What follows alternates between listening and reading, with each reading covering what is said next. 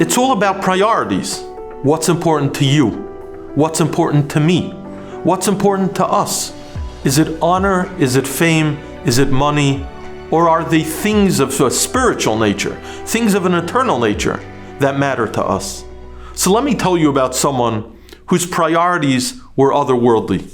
There was a Yid, Reb David, who lived in Bnei Brak, and he had a dream of a chavrusashaft with the Gadol Ador, Reb Yosef Shalom Elyashiv. So he approached Reb Elyashiv's son-in-law, Reb Yisrael Yisraelson, and he asked him, do you think that your father-in-law would learn with me b'chavrusa? And Reb Yisraelson said, listen, you know my father-in-law, the Gadol Ador, he has a very tight learning schedule. I don't think it's likely. Reb David said, listen, I'll make it worth it for him. I'll give him enough money, he'll be able to marry off his children, his grandchildren, his great-grandchildren. All I want is a half hour a month with the Gadol Ador. And Reb Yisraelson said, I don't think it's going to happen, but the next time I go to my father-in-law in Yerushalayim, come with me and you'll present your request directly. And that's what they did.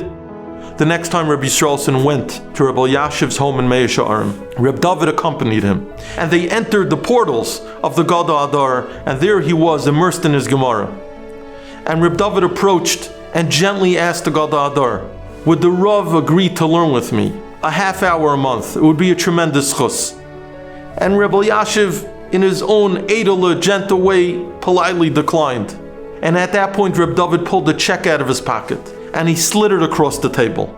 And an eyewitness said that this check was, we'll just say, in the millions. And Reb David explained to Reb Elyashiv that by having this chavrusashaft, this matan schar b'tzida, this side benefit would enable him to support his family beautifully for many years. But again, Reb Elyashiv politely refused. And what he said was so profound. He said, "Zu meshana zayin seder far a paar $1 million lohnt sich nicht." For me to change a seder for a few $1 million is not worth it. Rabbi say, those were Reb Elyashiv's priorities. When we're in a moment of temptation, when we have a moment of challenge, we have to think to ourselves for a second, what are our priorities? What matters to us? Are we going to sell ourselves for a moment of fleeting enjoyment, or will we maintain our standards? Are we going to sell ourselves for a few $1 million, or will we stick to what really matters to us?